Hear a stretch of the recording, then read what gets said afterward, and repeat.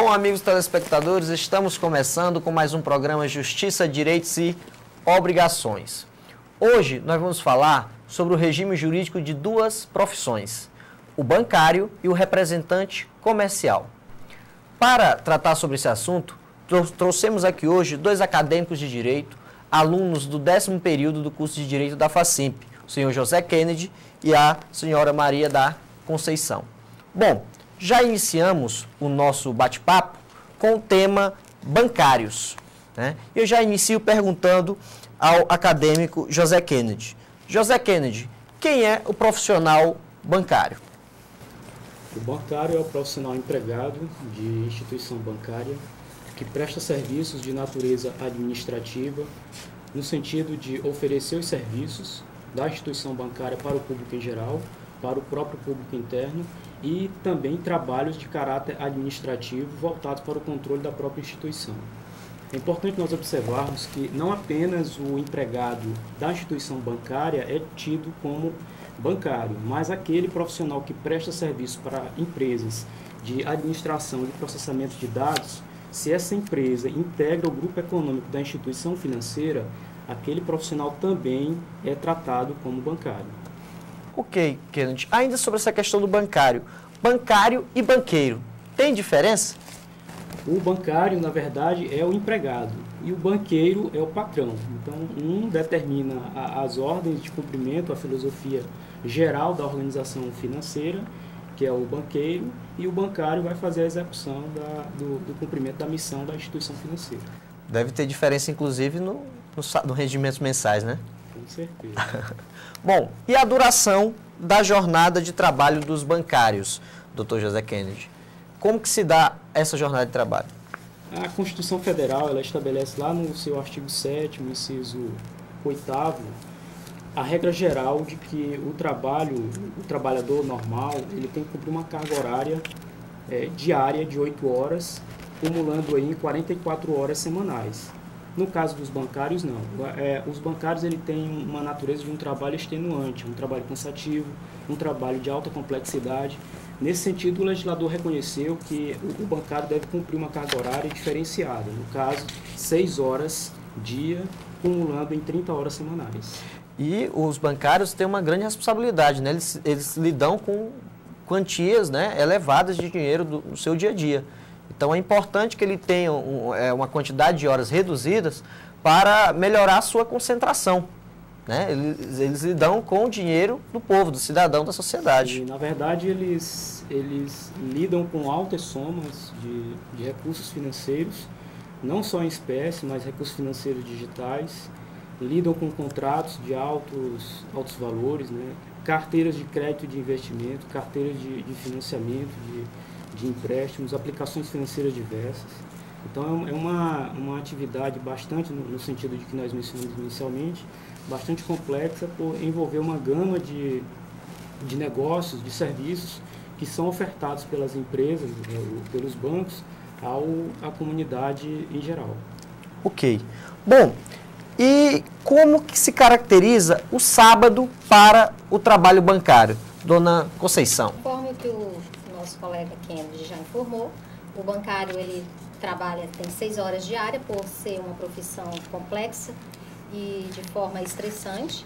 Então, o sábado ele é considerado como um dia útil trabalhado. Por quê? Para que esse dia útil trabalhado ele não se configure depois uma cobrança de hora extra.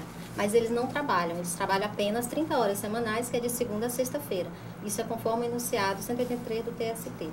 Ok, perfeito. Bom, voltando ao colega Kennedy. Kennedy, nós sabemos que em todas as instituições financeiras, nas instituições financeiras de modo geral, existem profissionais que exercem cargos de confiança, né? E existe aquela relação de confiança prevista no artigo 224, parágrafo 2º da CLT. Né? Essa relação de confiança, ela aplica-se ao bancário? Essa regra prevista aí na consolidação das leis trabalhistas, na verdade, ela é uma consequência de uma situação provocada pelo próprio desenvolvimento econômico.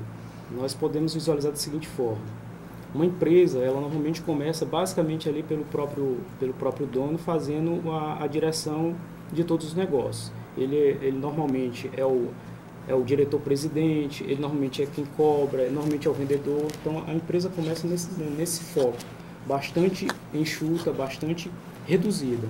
No entanto, com o grau de crescimento que ela vai assumindo, vai admitindo, a sua expansão na sua própria gama de negócios, existe a necessidade natural de que o proprietário comece a delegar funções.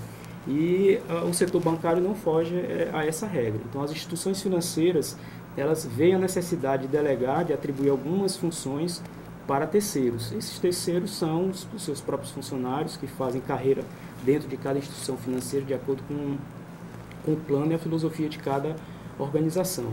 Nesse aspecto, o gestor geral, o diretor-presidente, o diretor executivo da administração geral da empresa, ele vai delegando as funções das mais complexas para as mais simples até chegar no nível de atendimento ao público, ao cidadão.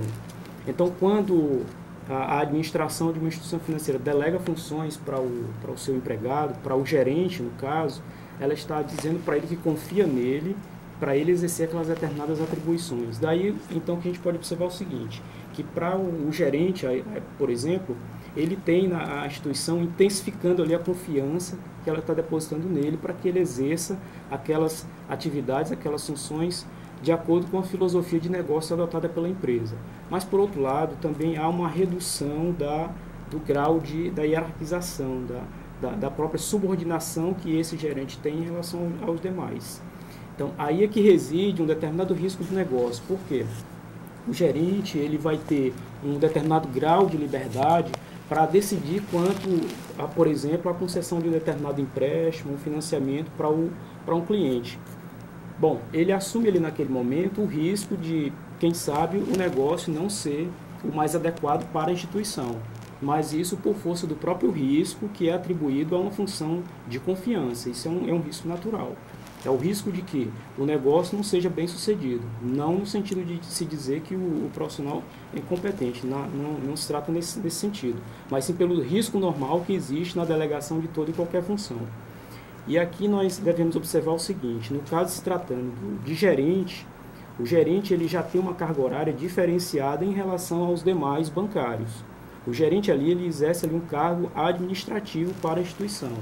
Então, nesse sentido, não se aplica aquela regra geral dos bancários da carga horária de 6 horas dia. No caso, se ele receber uma gratificação de, no mínimo, 1/3 do seu salário, a sua carga horária será normal, será de 8 horas diárias. Então, isso é que deve ser observado. Se a gratificação for superior a 1/3, carga horária de 8 horas. Se for inferior, ele retorna para a vala normal, que são as 6 horas dia. Bom, cara colega Maria da Conceição, existe essa relação de confiança prevista no artigo 224, parágrafo 2º da CLT, e existe também a relação de fidúcia prevista no artigo 62, inciso 2 da CLT. Trata-se da mesma relação de confiança? Como que se dá a relação entre esses dois dispositivos? Não, elas são diferenciadas. Conforme o Kennedy já informou, na questão do gerente de agência, ele vai se enquadrar no artigo 224, parágrafo 2º da CLT, onde ele vai ter esse aumento de 2 horas na sua carga horária normal, de 6 horas. Então, ele se enquadra nesse artigo. Isso é o gerente geral, porque ele é uma confiança para responder por aquela agência. Já no caso do artigo 62, inciso 2 da CLT, nesse caso já são o enquadramento dos gerentes gerais, que são aquele gestor, que ele já está se enquadrando como um gestor vamos dizer, da agência bancária. Não só de uma agência, mas de toda a região. Então, ele é quem vai gerenciar, vai administrar, então ele não terá esse controle de jornada de trabalho, até porque ele precisa ter esse espaço de horas para ele trabalhar essa gestão com maior flexibilidade e acompanhar as demais agências no seu transcorrer do trabalho normal. Ok, então nós podemos dizer que temos uma gradação de confiança aí? Sim, porque o gerente, ele tem aquela confiança para responder da sua agência, e como o Kennedy já informou sobre a questão de empréstimos, de clientes, de relação ao cliente. Já no caso do gerente geral, ele responde por todas essas ações dos gerentes regionais. Por várias agências, inclusive. Várias as outras agências. Então, há uma diferença. Então, por isso, ele não se enquadra nessa questão da carga horária de 30 horas semanais e nem desse 1/3 a mais do gerente de agência. Ok, perfeito. Bom, José Kennedy, E o trabalho suplementar? É possível a contratação do trabalho suplementar para o trabalhador bancário? A súmula 199 do TST, no seu item 1, ela declara, é taxativa no sentido de que a contratação do serviço suplementar, ela é nula. E a remuneração aventada ali na contratação, ela é uma remuneração normal, inclusive figurando para efeitos de cômputo de remuneração final, as horas extras trabalhadas no regime normal. Então, a contratação suplementar, declarada nulidade pelo TST, na verdade, ela se equipara a uma contratação normal. Então, a nulidade é nesse sentido, ela declara nulo o ato de contratação suplementar, mas a Justiça do Trabalho reconhece, por outro lado, que ali se trata, na verdade, de uma contratação normal. Tanto é que ela reconhece que as horas aventadas lá, o acordo remuneratório, é equivalente à remuneração normal do trabalhador bancário. Ok.